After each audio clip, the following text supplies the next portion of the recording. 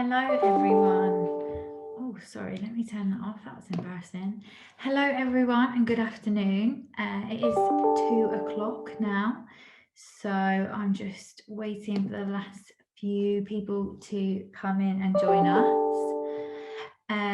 But yes, hello everyone. How are we all today? Hope everyone is well. And welcome to the Profit That Doesn't Cost the Earth webinar, where we're going to be looking at how to build a sustainable business. Here at Startups Magazine, sustainability and building a more sustainable business is something that is really important, not just to us, but I know to a large amount of our community and following. So when Klyk wanted to partner with us on this event, we were just so excited.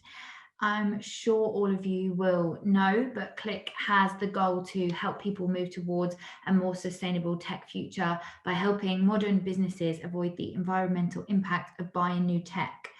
So the importance of sustainability is beginning to resonate with businesses more deeply, but there's still so much more work to do. So that is where Klyk comes in. And they are your business partner for all things tech. And we will actually be hearing from Arif Hussein, who is the founder and CEO of Klyk this afternoon. But before I welcome him to our stage, we have the lovely Kate Jackson, co-founder of Now Sit Down, and Sarah Whale, founder of Profit Impact and Financial Sustainability Consultants. First, so a jam-packed hour for you. After our three speakers have presented, I will be inviting them all back onto our screens for a panel where you can ask anything that your heart desires. If you have any questions at any time while the speakers are talking, then just pop them in the Q&A box and I'll make sure that they get answered. But for now, sit back and relax as we welcome our first speaker. And that is Kate Jackson, the co-founder and CEO of Now Sit Down, who will be teaching us all about the implementation of the circular economy in our business. So, Kate, the floor is yours. Thanks for Anna and having me today. Yeah, I'm gonna talk about what the circular economy is, why it's important, and then how it's been implemented into the new business that I'm building and Now Sit Down. Hopefully it will be helpful for whatever projects you're all working on. So jumping straight in, what is a circular economy? A really useful resource, if you're new to this, is the Ellen MacArthur Foundation. It's got loads of information around the circular economy, and I always look there when talking about what the concept actually is and the best way to describe it. So the circular economy is the shift from the linear take, make, dispose model of production, which emanated from the Industrial Revolution, to a system where we stop wasting valuable raw materials. And the best example to show linear would be taking a product. So if you think of a straw, for example, materials are extracted from the ground, they're put through production processes, and you have a straw. That straw might be used for minutes, maybe seconds, and it goes in the bin. And when you need another straw, you get a new one, and the process repeats. So that's linear. Conversely, the circular economy is based on three core principles. The first one is designing out waste and pollution. The second is keeping products in use for longer. And the third is regenerating natural systems. And the best example of the circular economy is to look to nature. You know, nothing's wasted. Everything is food for something else, nutrition for something else, warmth for something else. You know, there's no rubbish bins in nature, and really that's the concept that's being conveyed and translated to business and production for circularity. So in terms of why it's important for the environment. We have finite resources, and most materials that we use them just once, and they end up in landfill or they're incinerated. And obviously that just can't continue forever. And you need to sit that alongside consumerism. You know, we want things, we want lots of things, and that's not really changing in any material way. So we need to start making things in a way so they don't impact on the environment and they don't use new resources each time. And then we reach a happy situation where we can have things if they're made by companies that are doing things in a circular environment. So the circular economy envisages a product being made and used, and when it reaches the end of its useful life, it's broken down into its component parts, and those parts go back into the supply chain. So nothing's wasted, and a new product can be made from those parts, not from valuable new resources. And we need companies to embrace this way of production, and it to be backed up by the legislation as well. I just want to say where recycling kind of fits into this. So on the left, we have linear, the straw example. On the other side, we have circularity, and somewhere in the middle there is recycling. We will diligently separate our plastics and our bottles, and really, whilst recycling has an important role to play, it doesn't solve the problem. It slows it down. So materials might be recycled and used maybe again or a third or fourth time. But each time they're recycled, the quality gets worse, and ultimately they end up in the bin eventually. So recycling isn't the fix here. Circularity is the fix that lets us have what we want if companies produce in the right way and we buy from those companies. So that's why it's important for the environment. It's also important because it's the direction that consumers are very strongly heading. So customers now want to spend their money with companies whose values align with their own, and they're voting with their feet and with their money. So it's where companies need to be thinking about if they want to stay current and to be in the same place that the customers are heading as this kind of path continues. So in terms of how to implement the circular economy principles, I can talk you through what we've done with my business. Full circularity is extremely challenging. So I think the point is progression, not perfection. And it's better to be a bit more circular, even if true circularity isn't possible for your business. And it's trickier the more advanced you are. So established businesses have real difficulty reversing into these principles. We were lucky enough to embed everything in from day one when we started to build, which makes things a lot easier. So my business is Now Sit Down. It's Now Sit Down on Instagram, and we design and sell furniture made in a circular system. We're launching next month as a pending B-corp, and I know that B-corps are going to be discussed next. So a bit of background. We actually started researching a parallel concept in the furniture sector and started to visit factories, and we saw the scale of waste from packaging. And then we also started to understand the impact of end of life in the sector, so when products are no longer wanted. And in the UK, there's around about 20 million pieces of furniture that are discarded each year, and a very small percentage, around 10%, are recycled. And to put that in context, if we just talk about sofas in the UK, the equivalent landfill space of 600 Olympic swimming pools, that's the volume each year. So it's a really big problem, and it's one that we decided to take on as we started to build Now Sit Down. So in terms of the circularity, the first point really is for us is the design phase. So when we put pen to paper, we actually think not about just how do we sell that product and get it off the shop floor. We think about what will happen to it during its life cycle and the end of its life cycle. And we make that product in a way that means it's easy to reuse, to move around, or to take apart. So with furniture, it's bulky. A lot of people get rid of sofas because they're too hard to move when they move house. So we made sure that all of our products are modular, for example.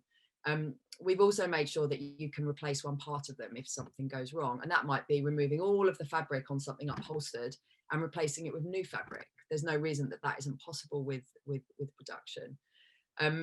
So we've kind of really thought very long and hard about how to make products at the start in a circular way. So not thinking it's got a beginning, middle and end to its life. Effectively, that product will become something else further down the line. It needs to be made in a way that makes that possible. A lot of the issues with end of life happen because when that product gets to the end of life, the person that it ends up with doesn't know what to do with it, or it's been so many different components fused together that it's impossible to break apart and make use of those parts. So a really good resource here is a book called Cradle to Cradle, and it talks about circular design, and it talks about thinking, I mean, the clue's in the name of the book, but it's about making products in a way that when they reach the end of their useful life, they can become something else. And we've tried to think about that at the point we design, because it's too late to think of it at the point that product's no good. It has to be done at the design stage. That feeds on to the second point of what we do, and that's about keeping products in use for as long as possible. So we have a second life guarantee, and that's effectively our take back scheme. So any product that someone buys from us, we will come and collect that for free when they no longer want it. We'll give that customer a credit on their next purchase, and we'll promise to give that product its best second, third or fourth life, hopefully refurbing and reselling, but it might mean taking it apart and using the raw materials for something else. So this basically means for a customer, and this goes back to the customer demand point, when a customer buys from us, they can sleep easy in the knowledge that nothing that we sell them will ever end up in landfill. All of our products we'll take responsibility for the whole of their life cycle. The third part of what we do is really thinking about the materials we use and how they can be less damaging on the environment. So that means, for example, that where we use fabric, it's 100% upcycled. And, you know, shake off the stigma. It's a premium fabric. You wouldn't know the difference. I think there's a bit of a stigma around upcycled or recycled fabrics being a bit hippie or a bit alternative. We source our fabric from fashion industry waste, and it's made into a premium fabric that we use. We're also looking at other component parts. So the petroleum-based polyfoam that sits in every single sofa, all of the sofas in your houses, we're replacing a portion of that with coconut fibre. And we're working to replace all of it with a less harmful alternative. So we're looking at the materials. And then the fourth part really is always looking at what we do as a whole. You'll see lots of examples of companies that might make a small improvement to one product line or to one element of their business. And we want to make sure that everything that we do is circular. So it applies to all of our products, but a big part for us was our packaging. And we've made sure that we are thinking about that in the same way. We hope to be able to buy an off-the-shelf solution for reusable packaging. That wasn't to be the case, unfortunately. So we decided to design our own. We actually spoke to my old textiles teacher with a project for her class on designing the packaging for our first product. And what that effectively means is when you order cushions from us, they'll arrive in a reusable bag that's being made from waste from the events industry. And once you take your cushions out, it folds back down to letterbox side, and you can pop it in for free postage to return to us. So we'll then use that packaging hundreds of times. And one of the big things in our industry is the volume of waste, where the products are quite big, and we're extending that to every single part of what we do. And then the final part is the measurement. So what we're doing is attaching NFC tracking to all of our products and packaging. So that's near-far communication. It allows us to build up a data story about a product. So if you, with your phone, you'd be able to scan the code and it would pop up on your phone to say exactly what that product's made of. So that helps with keeping products in use. It allows a subsequent customer to know exactly what they're bringing into their home, what it's made from. And also it will say about end of life. So it will give them the information about what to do at end of life if they're the first customer of that product or a subsequent customer. So it allows us to give information to consumers. It also allows us to measure ourselves against our circularity standards. We want to see how we're doing. So for each product and each item of packaging, it will build up a data story about where it's been, its lifespan, any repairs, anything that's kind of happened to it on its journey. And this is something that other retailers don't have. When that product leaves the shop floor, they don't know what happens to it. And we're going to have an individual product journey, which is a really interesting data stream that we'll be building up. So that's a bit of a skip through of what we've done with Now Sit Down. When we were launching the business, I kind of realized that I didn't know enough founders in the circular economy. And I really feel that circular economy founders, there's lots of opportunities to support each other in so many different ways. And I've already said, for example, that whilst we're in the furniture sector, the fabric that we have is waste from the fashion industry, and our packaging is made from waste from the events industry. So there's lots of opportunities to work together on different projects, but also there's lots of cross-promotion opportunities. So a customer that might be interested in what Now Sit Down does is also likely to be interested in fashion rental or refill. So we kind of saw lots of cross-promotion opportunities if we work together. So to make that into something, I've started a community called In the Loop, and we're a community of circular economy founders, around 80 of us now in there, and we're made up of companies that are making circular economy products or facilitating circular economy processes. So as well as the support level, the extra thing we do is we're trying to work together to make the messaging around the circular economy more consumer friendly. One of the problems I identified very early on was unless I was talking to someone in the inner circle, they didn't really know what it was about. And obviously as a USP for our business, we wanted to find a way to translate that and make it clearer for consumers. So, you know, in numbers, you can make more progress. So that's another purpose for the community. The Instagram for the community is We Are in the Loop, and you can see some brilliant companies on there. Click on there. There's companies from fashion, parenthood, tech, food. There's all different sectors. So it's showing really the breadth of what the circular economy can do. And there'll be a website up as well for that shortly. So I suppose the final point really that I want to raise before I stop talking is this is a massive deal. It isn't just a small thing that a few people are doing. McKinsey did an analysis on this, and they valued the global opportunity of the circular economy in excess of $1 trillion. This is a really big thing financially, but it's also where the consumer demand is going, and people are starting to vote with their feet, and companies need to make sure that they're positioning their business in a place where customers are heading. So for me, if you're starting something, if you're at the early phases, not to embed principles around sustainability into your business is quite short-sighted. That might sound harsh, but I'm bewildered when I speak to new businesses that aren't embedding this stuff in, because it's just the direction of the world. And we'll soon get to a point where it's not a talking point, because it's just, of course, it's how every business operates. And I know that where I want to be with Now Sit Down is exactly positioned where customers are heading. So that's kind of how we're building what we're doing. So I think I'll stop right there, Anna. I could talk for hours on it.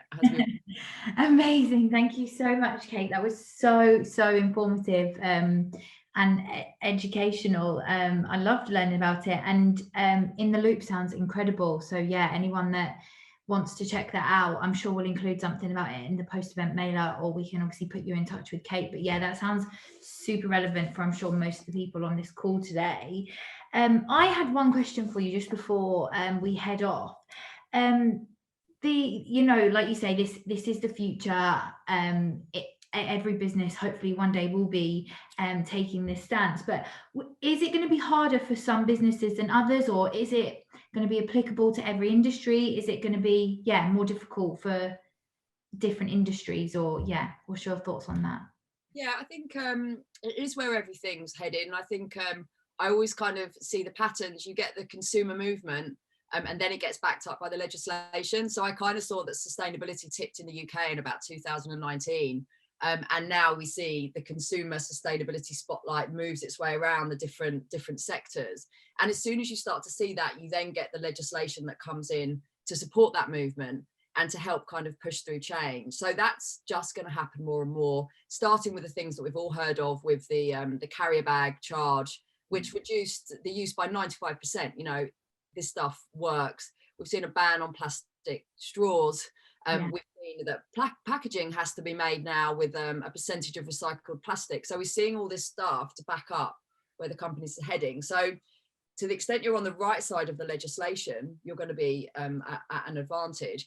But I think this is, as I said, it's easier to put this stuff in place at the start.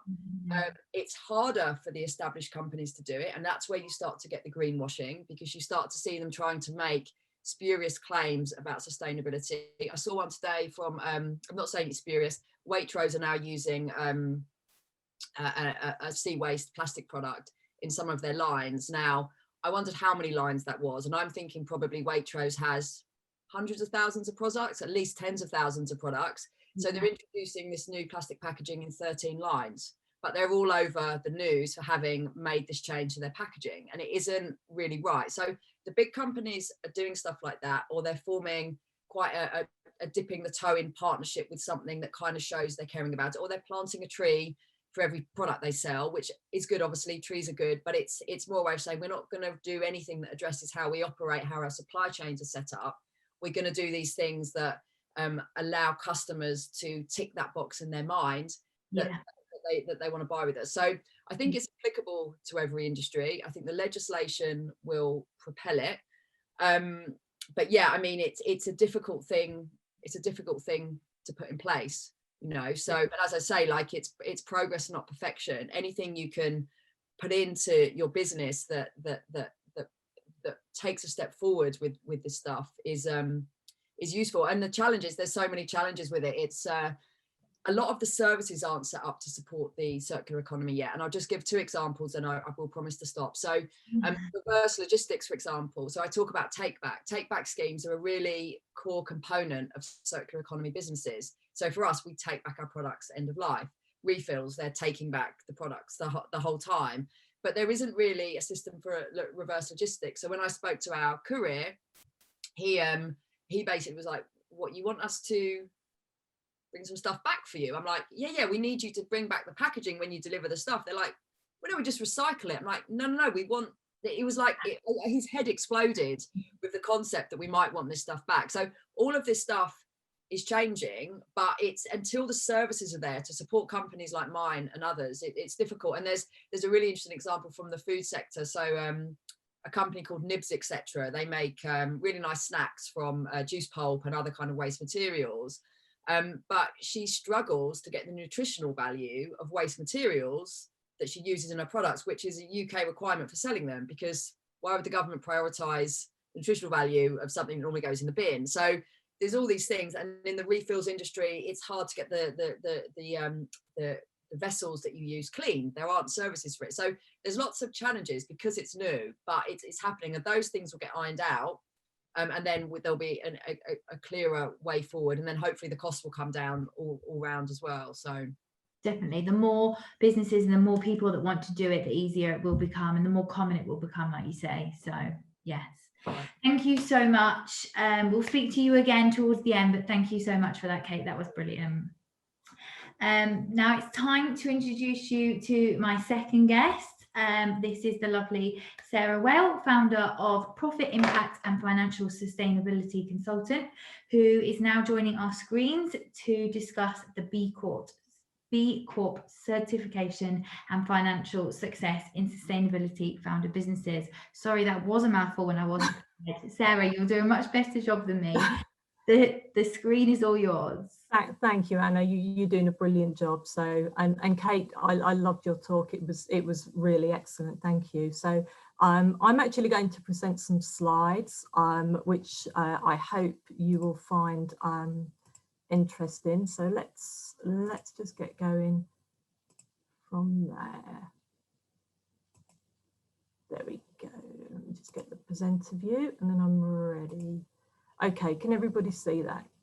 Okay, so my name's Sarah. Obviously, I'm the founder of Profit Impact. We launched last year in the summer of 2020. And effectively why we are here is we want to help our customers profitably solve the problems in people and planet, and not profit from creating problems. You know, and that phrase was coined by the British Academy, and I absolutely love it. And it really backs up what Kate said. For startups now, any startup, if you are starting now, this is what you should be looking at. What can you do with your business to solve the problems that we've got? And if you have that thought process in your mind, that will drive profit. So I'm hoping by the end of my talk, we'll come out with some tangible examples of why that is the case. So, okay. So I'm going to talk about B Corp. So our Profit Impact are B Corp pending. Obviously, Kate's going to be B Corp pending soon. But I think it would be good just to give a little bit of explanation of what it is and how it could be relevant for startups, and at what point you might want to start thinking about, and the things you might want to consider. At a very top level, in terms of what's changed in the world, is that in the 20th century we were looking at how can we create value for the shareholders? So the people investing money into our businesses, how can we drive the maximum profit for them? And that was the aim of business. Things have moved on since then, and a lot of it linked to the problems Kate highlighted, but also around social inequality, poverty. It's now saying business really needs to look at the value it's creating for their stakeholders, so i.e. everybody, whether that's their employees or their suppliers or the environment. But it needs to be thinking about all the groups rather than just the profit. Now, my thinking around this is, if you, ironically, if you think about the stakeholders, you will be thinking about your shareholders, because if you are doing this, ultimately in this world we're living in right now, this is the way to maximize your profit, in my view. Okay, so in terms of B Corp, what it is a not-for-profit. It's a movement, and it's a global organization, and companies look to become part of this movement, and you can have access to impact measurement tool where you'll go through in quite a lot of detail. And if I have time at the end, I'm going to talk to you about the kinds of things that you might be looking at, but you'll go through quite a lot of detail across all the pillars of your business to understand where you sit in terms of your sustainability performance. You become a member of the movement, and that entitles you to use the B Corp label.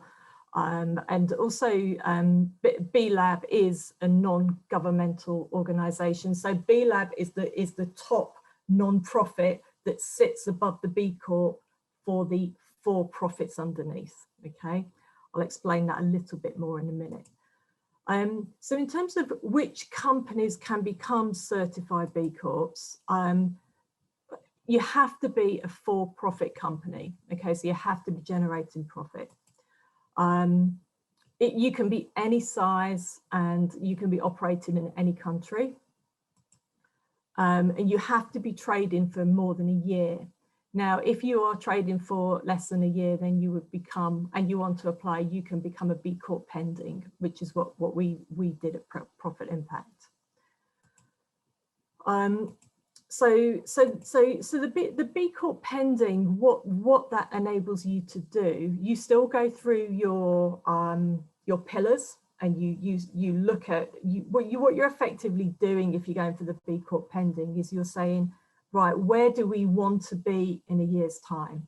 You don't have to have achieved everything, but by the time the year has elapsed, then you move into the certification. You have to have achieved that, if that makes sense.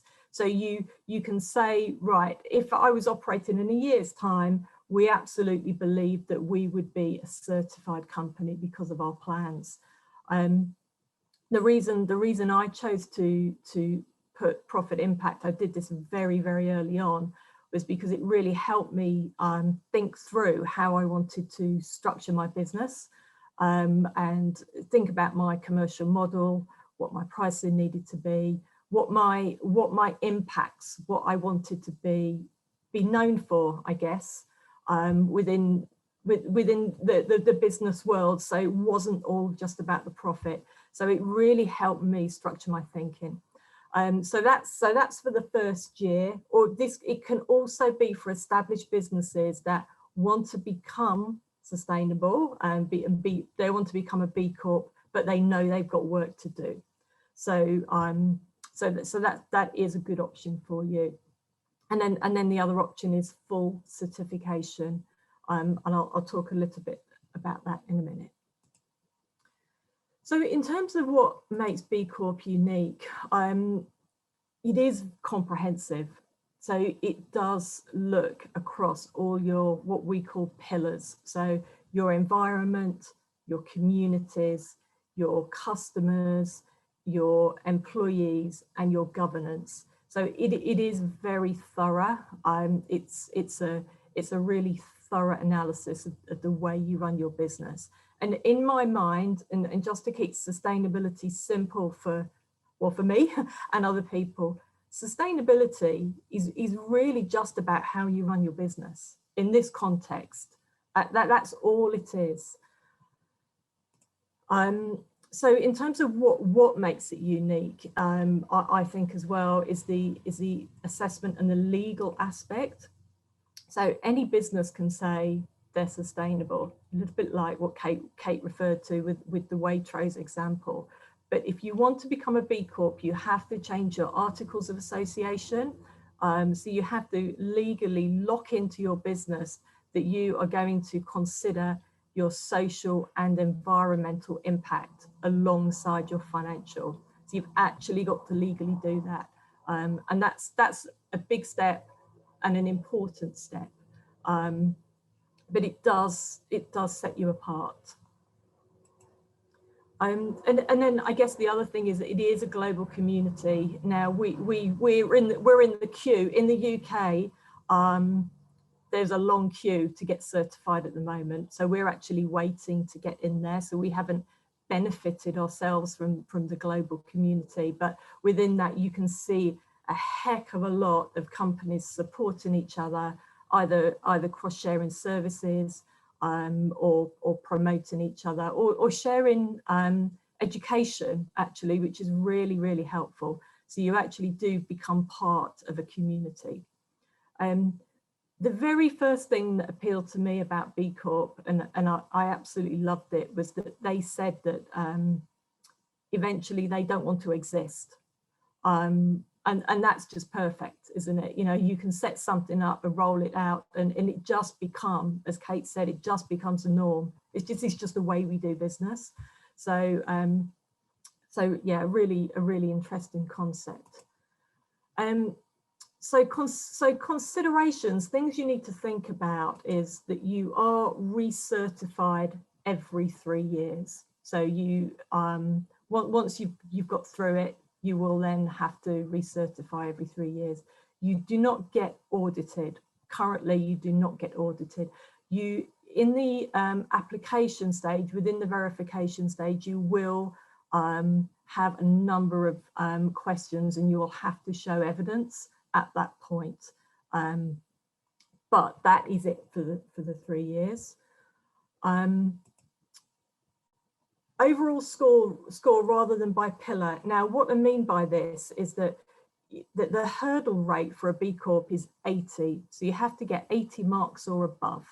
It actually, in my finance hat on, I think this is one of the few weaknesses of B Corp, is that you have to get 80, but it doesn't matter how you get it. So the only thing you absolutely have to do is to lock into your legals, okay, that you're going to consider social environment. Otherwise, you can get your score across any aspect of that. So you could have a really powerful environmental pillar, and a finance and governance pillar, but perhaps you might not be so strong on the employee pillar. So that's just something to consider. One of the strengths of B Corp is the locking in, which I know I've talked about, but the reason that is strong is that and it was the reason that B Corp was set up right at the beginning, was set up by 3 founders who were really passionate about doing the right thing. They were really visionary guys over in America. They wanted to do the right thing by their suppliers and their teams. And then they had investment, and their investors just did not like to do the right thing. It was all about the profit maximization. So if you have this locked in, it really does help protect you. It makes a barrier. So if you have investment in your business, or you have maybe a new board member that comes in that's not quite aligned to your strategy, your sustainability strategy, you've got that protection. So yeah, I think that's a pretty compelling thing, actually. You're doing okay for time, Anna? I think so.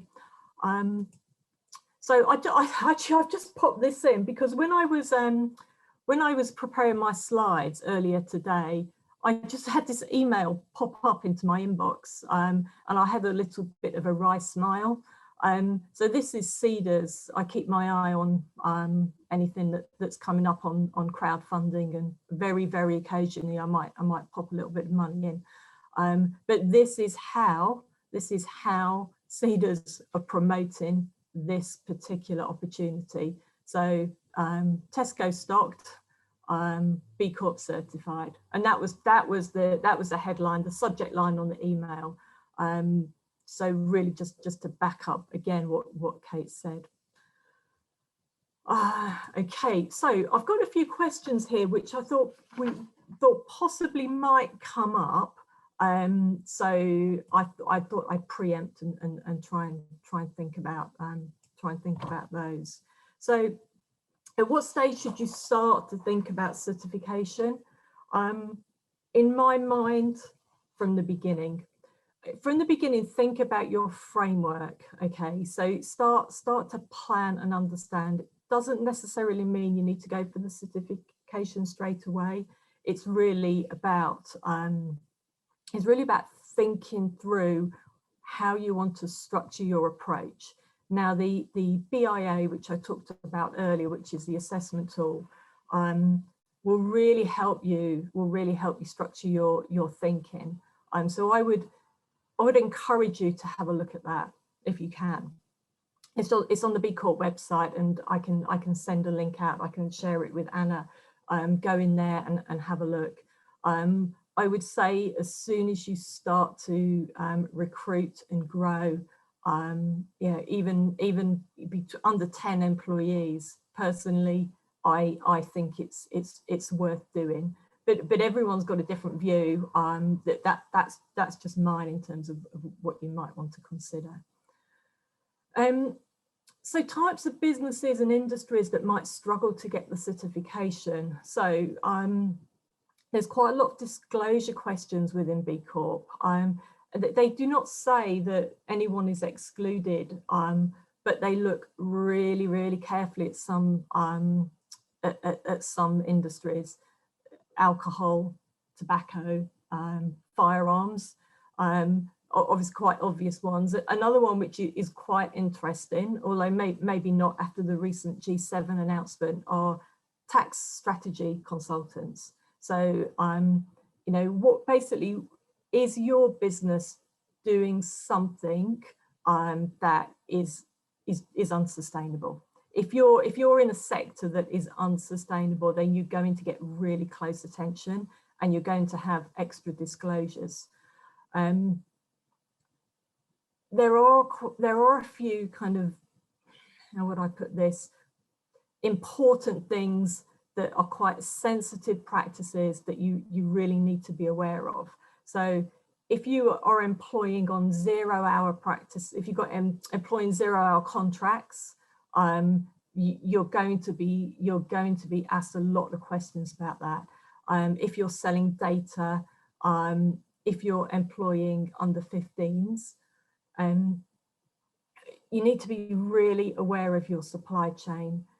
For me, this is one of the biggest things for all businesses, and it's hard for a startup, this one, and I say this as a startup myself. It's quite hard to ask challenging questions and to get a response when you're a startup, because you're just a startup. But I would say just be careful about who you're aligning yourself with, because you know they can damage your brand, and also you're putting a huge amount of effort into, you know, looking after your teams, looking after the environment, and your supplier, who's an extension of your business, might not be. So think about your supply chain as well. And there's a few questions around that within the B-corp disclosure.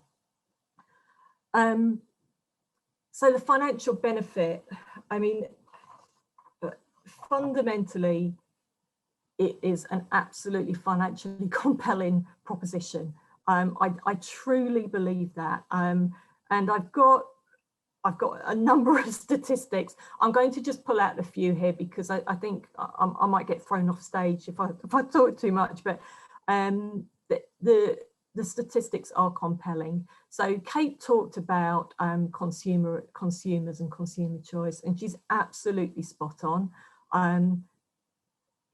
Generation Z and the millennials are actually boycotting businesses now that don't align with their values. This is becoming more and more common.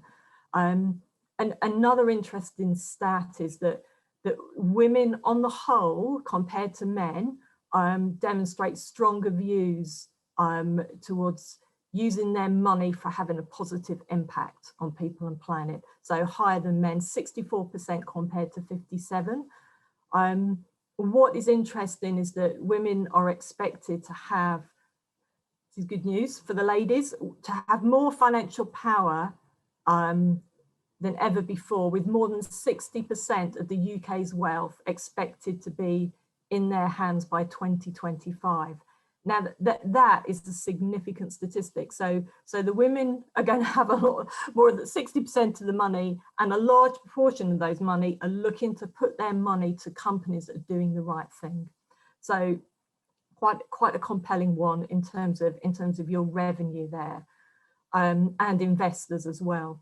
So in terms of B Corp, so SMEs have a net positive expectation that 51% of their turnover will increase next year compared to non-B Corps, which is running at 27%. So B Corps, they are flying.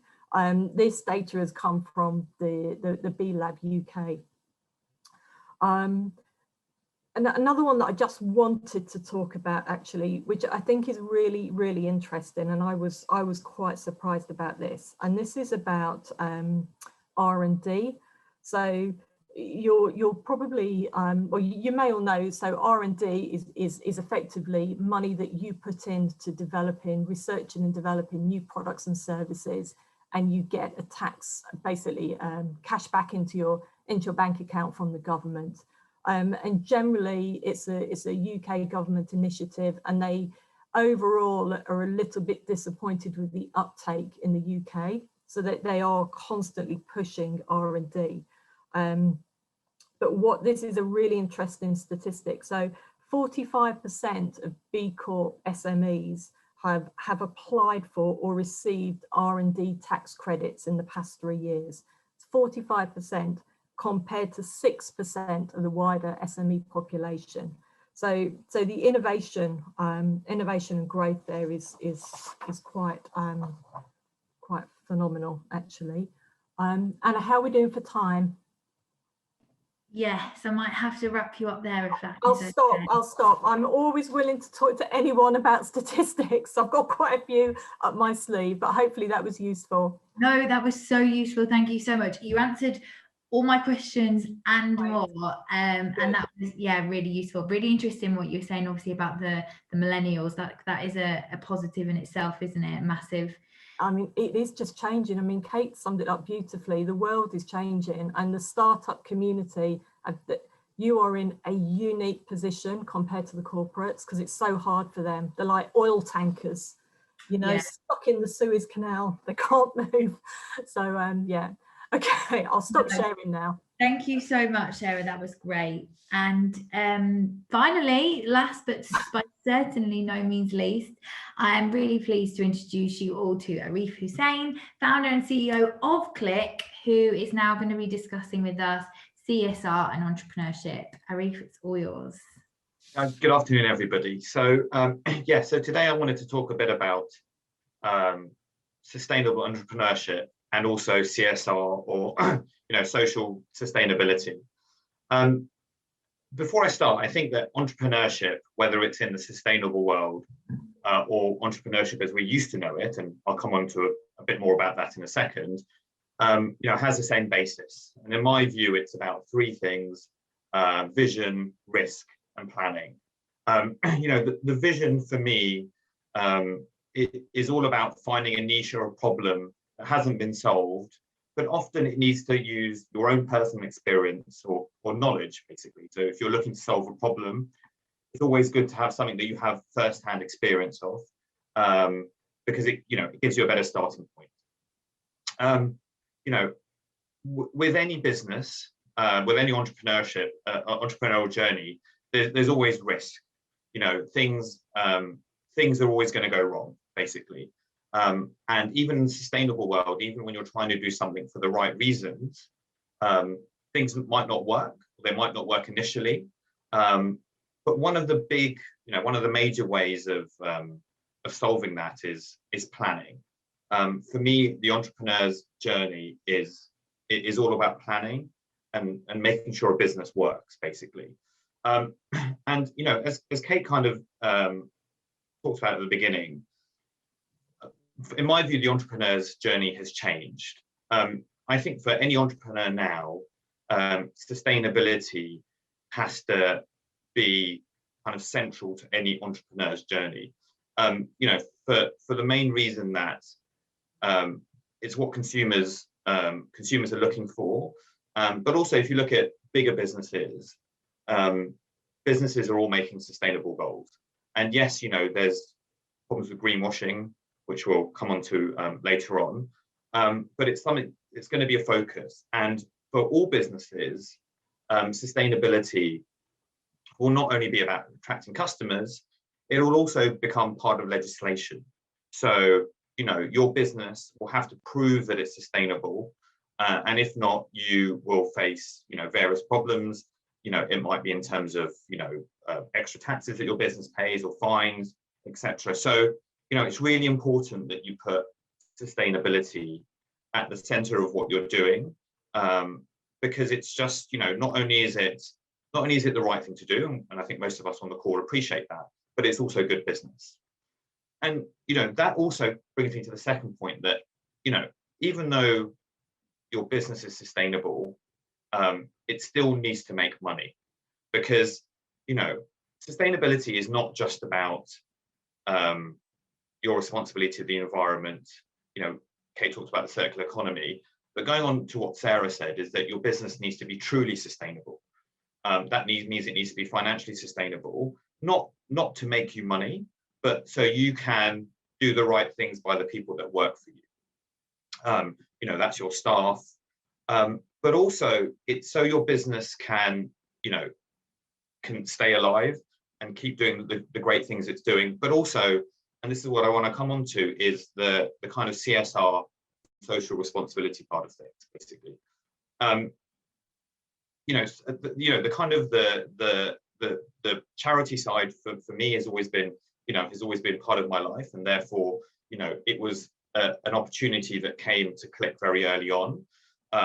We were lucky enough to be able to help a number of charities provide laptops and other devices for school children during the pandemic.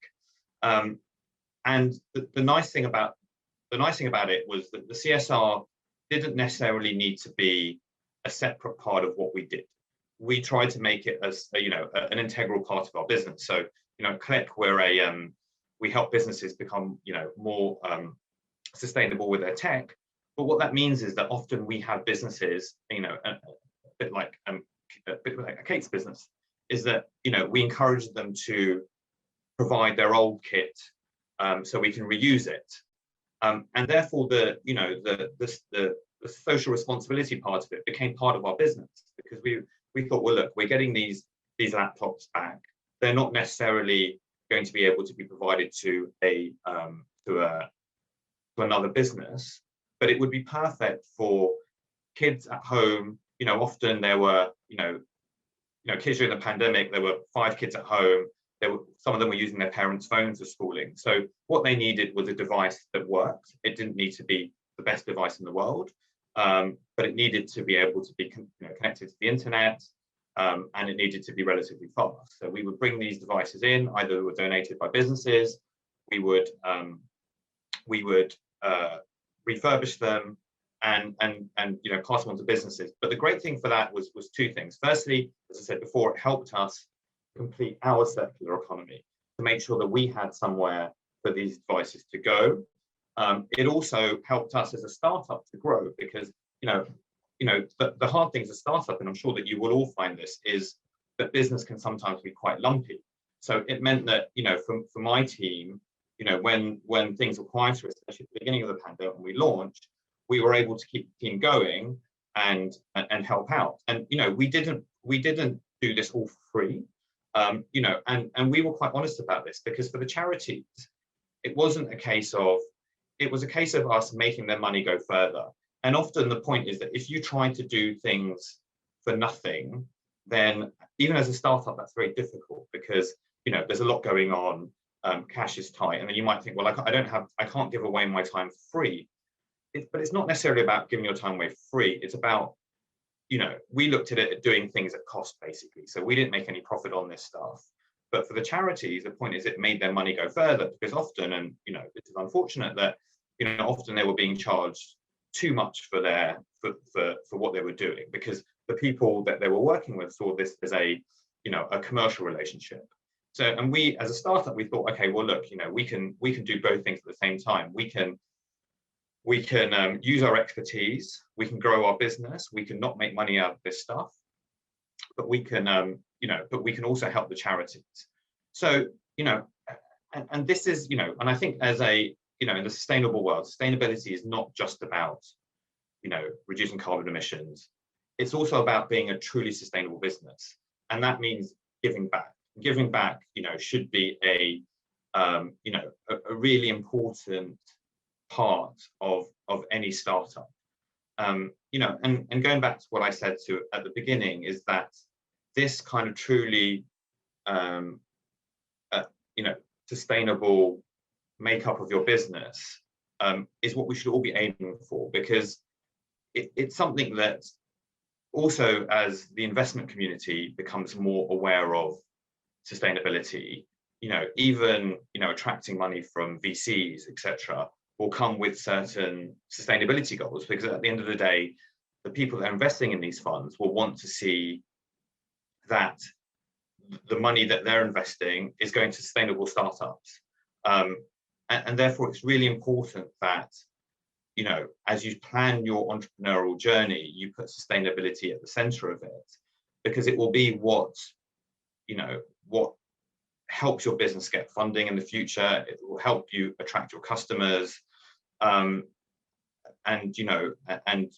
really help your business grow. Whereas those businesses which 20 years ago might have been successful, that were just focused on profit only, will be those that will be more challenged as they grow, to explain why they're not sustainable. And as Sarah said previously, it's a lot harder for a larger organization to implement sustainability. So we're going through the B-corp journey with Sarah's help at the moment. And as a startup business, it was very easy for us to make small changes today to improve the sustainability in our business. And obviously, as a core, our business is sustainable, being a sustainable tech provider. But other aspects, such as our responsibility to our staff, our responsibility to the wider environment, is maybe something that you might not think about at the very beginning. You might say, okay, well, my business is sustainable because because I do X, Y, and Z. But you might not have thought about the sustainability of your business with regard to society, your staff, etc., etc. So the B Corp journey allows you to really focus on that. But as a smaller business, it's a lot easier to make these changes rather than a multinational. So it's really important at a very early stage, even if you feel that the B Corp route is not something that you're ready for right now, I would recommend to everybody that you at least go through the B Corp checklist, because at least what it will do is keep on the front of your mind what things you need to be looking at and what responsibilities you do have. And it's not, the B Corp thing is not necessarily essential, but it is a good guide on proving to yourself that your business is sustainable, not just to greenwash, but to do the right things as an entire business. Thanks. Any questions, Anna, for me? Sorry, my on-camera button wouldn't work. Sorry? Thank you so much, Arif. That was fantastic. it's obviously great to hear what you guys are doing. I mean, is tech one of the hardest things to recycle and to be sustainable with? I mean, well, as you were talking, I was just thinking how many devices and, you know, objects. You were obviously talking about the laptops and what you guys were doing with them, which is incredible. And yeah, how many things do we all just have lying at home that we don't even think about, that we could be, you know, recycling, reusing, getting into the circular economy. So yeah, is tech one of the hardest things that it is to work with and sustainable? No, you know, funnily enough, you know, I think that one of the things that people think about sustainability is it's going to cost my business money because I've got to do certain things, I've got to change things. The nice thing about being sustainable with your tech, it actually ends up saving you money, especially within business, because, you know, the message that we give people is that, look, you know, you don't always need to have the brightest and the shiniest device, which is kind of what, you know, which is kind of the Apple way. You know, Apple have kind of taught us all that we need the latest and the greatest and the shiniest thing. The nice thing about business is that, you know, this is not the thing that we're wearing on your hands or that we're showing off. This is the thing that helps you do your job, basically. And often the newest device doesn't do a lot, you know, doesn't do anything greatly different to the device that was 3 years ago. And that device that you could have, you know, that 3-year-old device which we've refurbished works as well as a new device and can be, you know, 40 to 60% cheaper. The great thing about, you know, tech, refurbished tech, is it actually ends up saving your business money. And the other side of it is repair, because, you know, we also, over the last kind of 20 years, and I was talking to somebody about this a while ago, is that, you know, if you look, you know, 100 years ago, because the world wasn't such a consumer society, people used to repair things. So it used to be too expensive to throw things away. It's something that we've all unlearned over the years, and because it's so easy to click on Amazon and buy something new, we've kind of got away from that. But actually repairing things is a lot easier, and especially with tech. And again, as a business, because, you know, maybe as an individual, it does cost you a bit because you've got to go to a repair and, you know, got to spend the time. But as a business, if you have 5 or 6 old devices that aren't working, it's actually quite cost effective for you to bring them to someone like Klyk and say, okay, can you make these things work for me again? And, you know, you can pass them down the food chain. You know, if you're, for example, a graphic design business, yes, your designers need to have the latest and greatest, but any interns working in the business might not do. So it's a good way of repairing old tech, passing them down to, you know, people that have different business functions, and actually ends up saving your business money. So it's like, you know, it's a double tick. You know, you're being more sustainable, and also you're saving yourself money. Yeah, definitely. And I've got one more question for you before I invite the others back, because I'll just wrap it up with you all together. But obviously you've been kind of like passing your knowledge and you know, kind of giving some life lessons to people who are kind of starting up themselves. But what would you say your biggest lesson in your entrepreneurial journey so far has been? I think for me, two important things as an entrepreneur is that vision is great, but the really important things are planning and to have good operational procedures in place when your business grows. You know, I think, you know, I'm sure all the entrepreneurs on the call know that when you try to do everything yourself at the very beginning, you're running around doing 10 different things, and it's kind of all in your head, basically. And and it's hard to grow, but putting the right procedures in place is the most important thing. And sometimes it can be difficult because it takes a bit of time to sit down and plan, etc., etc. Also give away responsibility to other people, but have proper operations in place. You know, it's one of those things which is boring and then maybe a little bit unsexy, but, you know, you need it. And that's why I would say ops and planning are two things I swear about. Amazing. Well, thank you so much, Arif. Sarah and Kate, did you want to join us? We haven't really got time for much of a panel, but I mean, you guys were just giving such insightful, great pieces that I didn't really want to interrupt you. So I'll just ask you one final question that we can all answer and then go out with a bang. And my question to you is, what would you say the first step is to take if people are wanting to turn their businesses sustainable, or they're just starting out and they want to build a sustainable business? What advice do you have for businesses and founders out there? Should we go in order? Kate, do you want to start because you started today? Oh, you're on mute, Kate. A classic problem still happening. Classic Zoom. I'd say two things. I would say that honesty is just something that needs to be pervasive through any decisions you make. Sounds obvious, but it's one of the biggest issues. The word sustainable itself has been tainted somewhat by the way it's been used. So I'd say honesty. But in terms of actual first steps, I said it a few times, it's about progress, not perfection. So it's about looking at all the things you could do, because there's loads. You could think, oh, carbon footprint, let's source from local suppliers. We've got waste in our business here, change our supply chain. There's all these things around the core of your business that you could do. It's about looking at them all and thinking about them in two ways. Which changes would have the most impact and which ones can you do?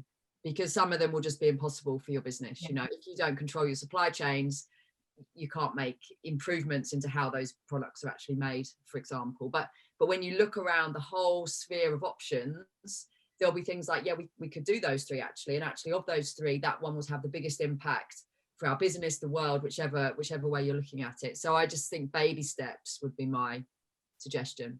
Amazing. Yeah, they say small steps make a big impact. And I think, yeah, you've hit the nail on the head there. Amazing. Sarah, would you like to add anything? What are the first steps or the advice for new founders out there?